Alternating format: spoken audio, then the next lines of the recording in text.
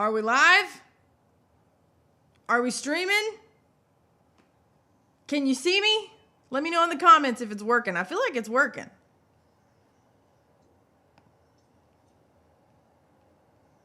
Let's see. Let's give people a second to tune in.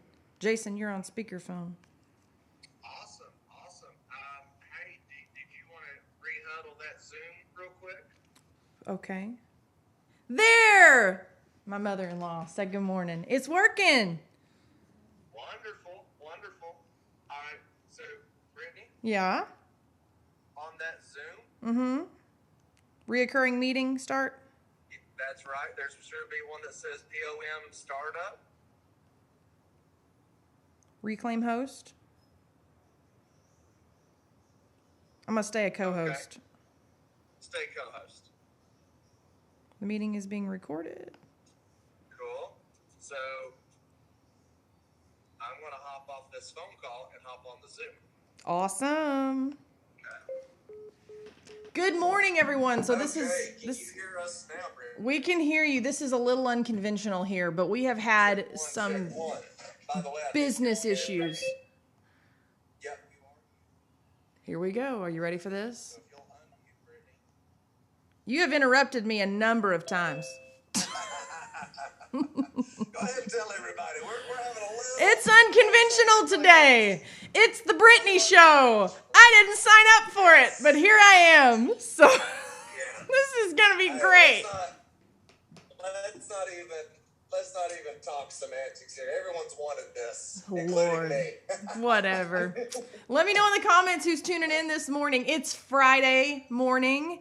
We've got one more day of the weekday. Kayla, good morning. I'm loving that it's okay. I got my mother-in-law. I've got Kayla. It's Ladies' Day, so which I greatly appreciate because here I am all by my lonesome. So I mean, I got y'all on the Zoom. But I actually like this. I can control things. If you interrupt me, I can just turn you down. But you're not all by yourself. It's true.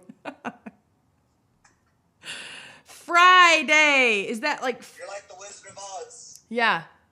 I think Friday should be a good day for fried chicken, fried food, fried everything. Yeah.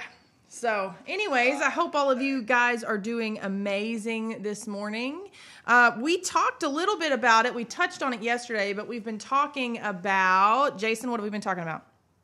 We're talking about identity. Focus on your identity. That's my shirt. Sorry. See there? Segue. We had some really good conversations all by myself. Kayla's singing for me. Yeah. So we talked a little bit about it. Let's talk about, Jason, why don't you catch us up from yesterday's identity? Let me know, guys, if you can hear him well or if you can't. You know, I've got him as close as I can. Yeah, for sure. So the big thing that I would say is, we've had great conversations about identity and how it relates to who you are, how you act, where you're going. And we really got to the place where we were talking a lot about the people around you. Yeah. The idea of having your own identity.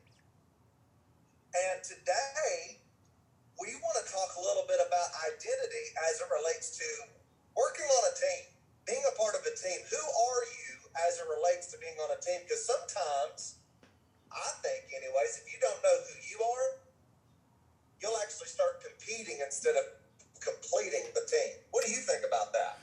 Yeah, I love that. Yeah. I agree with it. So today we talked about the idea of identity in the workplace, the team place. Like, please understand, for instance, my main job is I am a, stay-at-home mom. I'm a work-from-home mom. So this applies whether you're walking into a corporate office, whether you're walking into, speaking of that, here's my manager coming over to me. So she's, the manager. Yeah. iPad down, ladies and gentlemen. iPad down. But yeah, so let's just talk a little bit about that, Jason. Kind of elaborate a little bit more while I get Peppa Pig going. Yeah, you got it. You got it. So wait, I thought we talked about no Peppa. Right? I'm gonna. Peppa. We're not doing it on live. Yeah, but should we talk about that just for a second? This is kind of like a life thing. I would like Martinez's take on this. Tell us why we're coming against Peppa. I don't like that in the Peppa Pig thing. I feel like that it paints the father in this light like he's an idiot. He's dumb. He doesn't know how to do things. Just that kind of, it just paints the dad in a bad light. And I'm the kind of person, I feel like, I don't think it's positive at all to paint either parent in a bad light like that. Especially, I just feel like it's an attack on dads. Kayla just said the thing, Bluey. Bluey is the best one because Bluey has such a great team atmosphere where the kids and the parents are interacting together and it's fun. I just don't like the idea of, it's like there's been several instances on Peppa Pig where dad is like fat, without saying fat. You've got a really big belly and, he doesn't know directions. He doesn't know where the engine is in the car. I don't like that. I feel like it makes him look like he's dumb. And that's just unhealthy learning. I could rant. What is Peppa? What is that? It's what is this? Oh man. Is it Peppa or Febba? Is it a show or is it thank you for my cute manager. I got TikTokers that are loving my manager. Yeah, she's she's something. Let me tell you, she runs the house. So but Who runs the house? Yeah. So I have to be honest. I don't really do. I think there's you've got Peppa Pig, you've got Caillou. I've heard a little bit about that one. I haven't. My kids haven't seen that one yet. Not for any other reason than we just haven't, watched it. But yeah, I think it's important what you let your kids watch and how they think of you. They're little sponges and that creates the foundation. For us, Daddy works very, very hard every day of his life so that we can put food on our table. We have a table to put food on.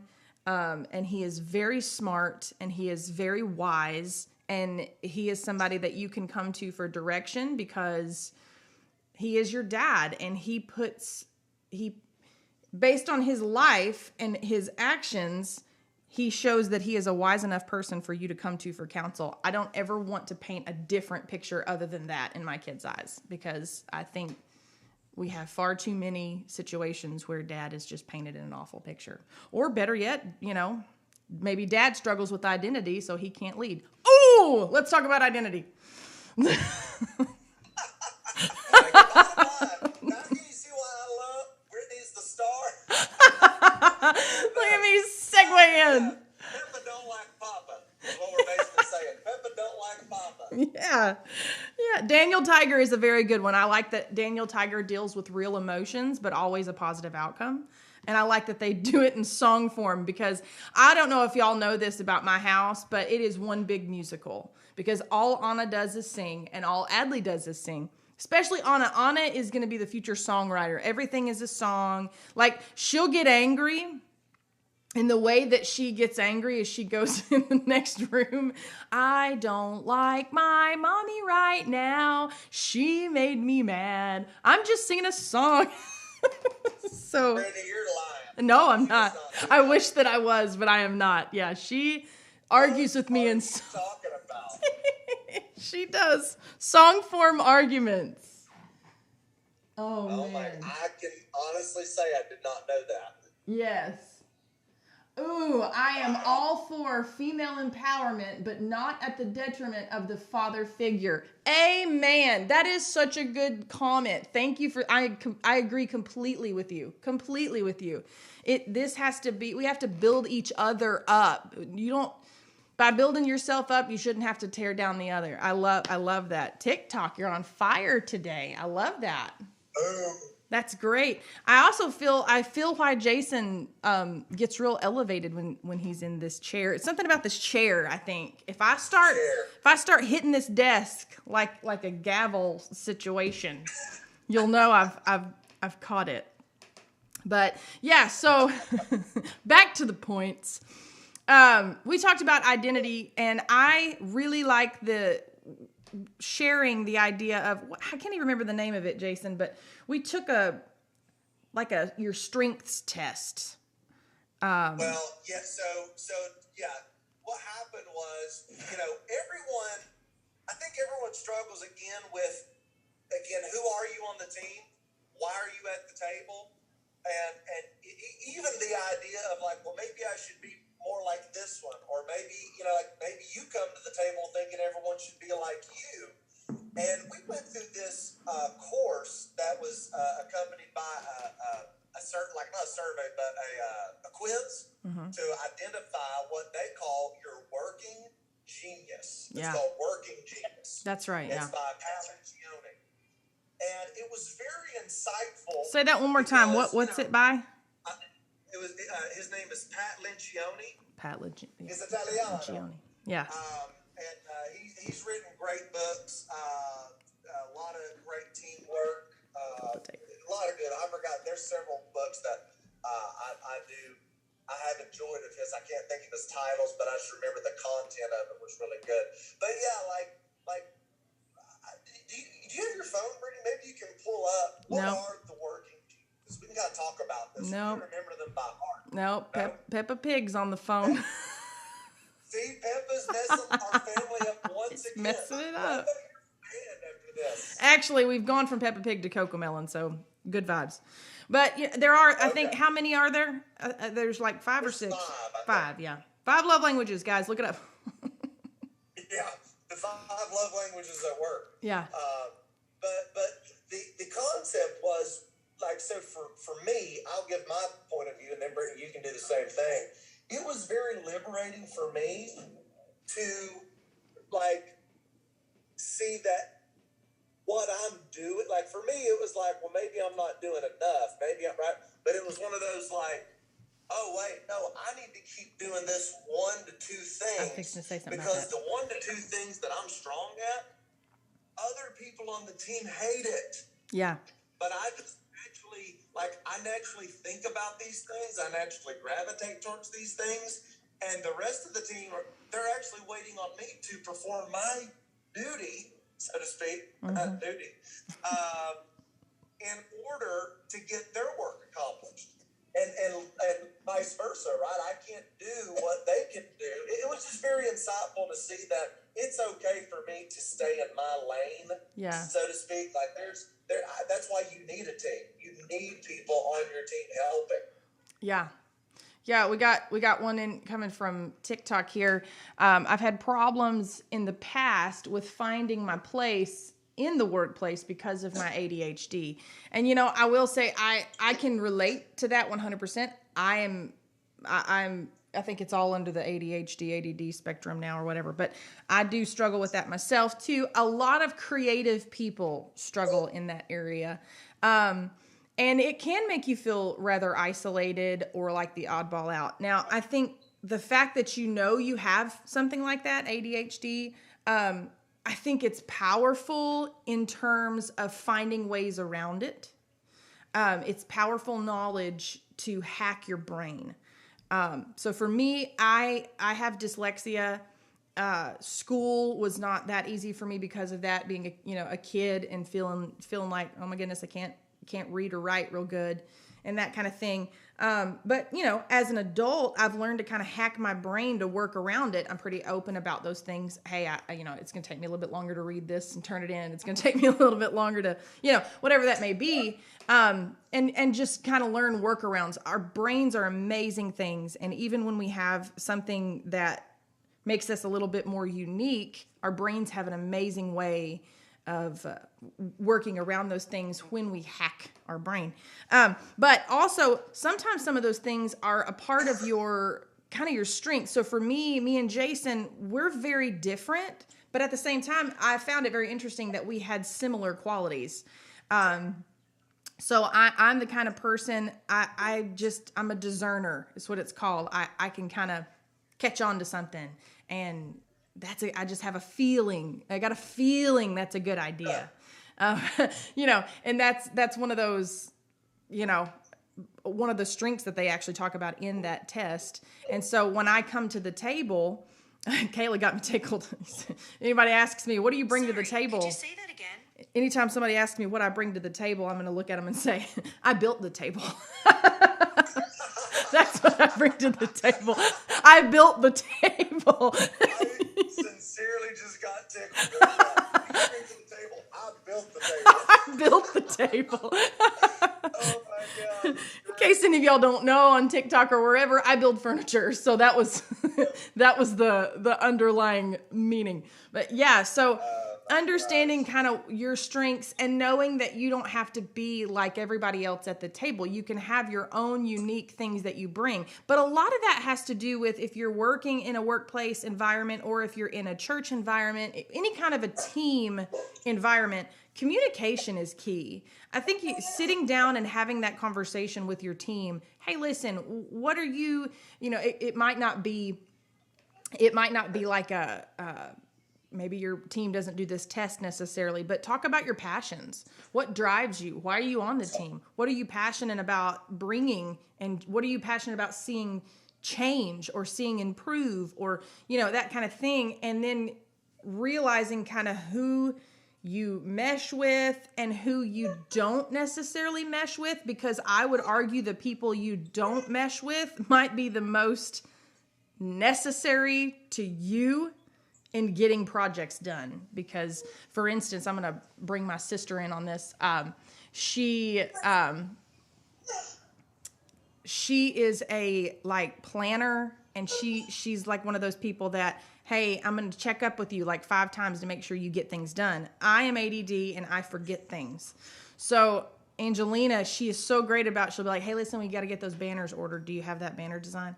And to me, that might be, in my lack of, wise thinking or whatever, I might be like, man, you're on my case. No, she's strengthening me because I forgot to do that yesterday. Understanding that the things that make you different actually make you work. Well, what's interesting about that is it goes back to this. Can you learn to appreciate other people? Yeah.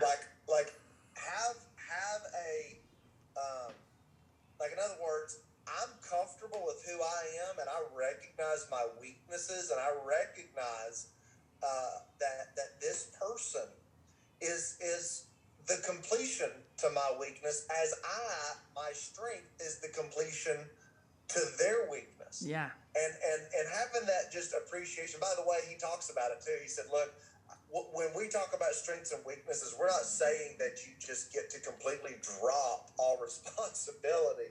Mm-hmm. It's like to your point, hey, I do need to get that banner fulfilled on time. Yeah. It's just, I need some help because, which you kind of hit on one deal that we're kind of similar on, the discernment part, but let's talk about where you and I are different, which in the past perhaps has caused maybe a little conflict. Yeah. I can't remember the other one. But while we're thinking about it, to Jason's point, I got a nice little Jason rhyme for you. Don't compete, complete. So there you go. Aggressive. Yes. Also, Mark Henderson is finally in the house. He says, sorry I'm late, but Jason looks different. Thank you, Mark. I shaved. Sure. I greatly appreciate it. The other one had to do with, it wasn't discovery, but it was not a dreamer, but it was very it was like the idea person. You know what I'm saying? Very see, I forgot what it was. I'm just going to look it up real quick because I can actually do this. I love this shirt. Word genius. Yeah. You're a genius. So I got another comment from TikTok coming in. The problem with some men overall is that we hate to admit our own faults because of a pride thing. You know, interesting. I mean, obviously I can't necessarily speak on what a man necessarily goes through because I'm not. But I can say that gender differences on the teams, they can play a role in conflict, and I think it's important to recognize one of the things that has really helped me in teams, because for a while I was on a predominantly male team and tend to find myself that way, in church work and things like that. It was working with, a bunch of men ministers, and funny enough, I kind of found such a great way of dealing with those things in working on my marriage. And we've brought it up a couple of times in this show. It's a book by Emerson Eggridge called Love and Respect. And it's strictly a marriage book. I mean, like, it's based on, like, when you, if you buy the book to have team building, you're going to be like, what? But the concept is so amazing because it talks about, and it's biblically written as well as with scientific backing. Men and women both desire love and respect, but in conflict and in life like that, it greatly shifts where women desire love and men desire respect. And I think that we've often hijacked the word respect and we've hijacked the word love to mean different things than what it actually does. But I learned very quickly that terminology is so important, and men want to feel appreciated and honored, and we as women do too, but the verbiage behind that is a little bit different for us. And so I've learned that just in some of the ways that I communicate and I say things, I try my best to kind of diffuse the pride thing, because I never want it on a team I'm in. I never want it to be a gender battle. And if it is a gender battle, I want to make sure that it has nothing to do with me. You know what I mean? That I'm not making it that way, because I am all about feminine empowerment too, but I'm really not a feminist in the extreme movement. So I think that it's important that this goes back to what we talked about. I don't tear down a man in order to build myself up. I can be who I am without tearing somebody else down. And if I get that gender conflict, then it might not be within me. And I can't fight chauvinism. I can only pray it out or whatever and move on. But I will say, fortunately enough, I'm on a great team where I don't feel that threat. But I also work very hard to make sure that I am not in any way making somebody feel like they have to kind of puff up because I'm emasculating them in any way. Does that make sense? So, yeah.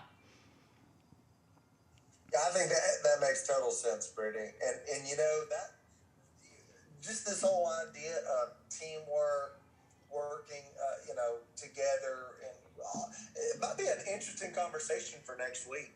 Like, it's kind of, by the way, you're a wanderer. I'm a wanderer. That's right. I've been wondering about that. You have the gift of seeing possibilities and the potential and opportunities in given situations. You are naturally gifted as a wanderer. And I will say, because of that, that's kind of why I have I struggle a little bit with launching, with like actually kind of taking off, because I'm going to sit there and I'm going to think about all the avenues that it could go. I'm going to kind of process, this could go this way, this could go that way, this could go. And that has, listen to me, these strengths actually have nothing to do with, back to the gender thing. My brother-in-law and we have the same work geniuses. It's funny how we act them out, though, based on the fact that I'm a woman and he's a man, and we still, carry them a little bit differently. But yeah, I mean, it's also really fun to have somebody else at the table that is just like me, and I'm just like him in the way we think, because the two of us can sit there and dream at the corner the whole time because we've discerned that this is a great idea, and now we're going to think it through. But then, Angelina and Jason are over at the corner and be like, stop dreaming, let's start doing. But understanding each other's strengths is what kind of helps get the ball rolling, Yeah. So, but that has to do I with would- identity. Absolutely. I was thinking, that's great stuff. I was thinking that as it relates to identity on the team, I think it's important to kind of recognize that if you're on a team, that, you know, it implies that the team has been brought together to fulfill a common objective, right? And so, as it relates to that common objective, as it relates to you know, identities, your whatever your identity you have should complement and spearhead achieving the team objective. Yeah. So competition is not necessarily bad within the team, as long as the, you know, let me first say this too, like that being brought together on a team implies that there's like a head of leadership. And I would say that head of leadership is responsible for helping all team members understand that their backgrounds and differences are necessary and valued in completing this objective. I agree. And that, you know, as it relates to gender, you know, history has told us that, hey, like it has gender differences has fueled the progress of society. Yeah. So we don't really, I don't want to go down that hole as far as trying to explain like If you missed it, you missed it. Yeah. But the thing that's important, that's on my mind is that, you know, my individualism or my identity hopefully complements the team. If it doesn't complement the team, then, you know, it's my job to kind of like find myself and, you know, maybe even sever ties if need be. You know, it may be, you know, I can never work for, you know, for example, you might not be able to work with a pharmaceutical company or alcohol or a Budweiser because that doesn't help. That doesn't identify with who you are. Yeah. As a person. But, you know, but again, team, if you're talking about a team, you're talking about a common objective.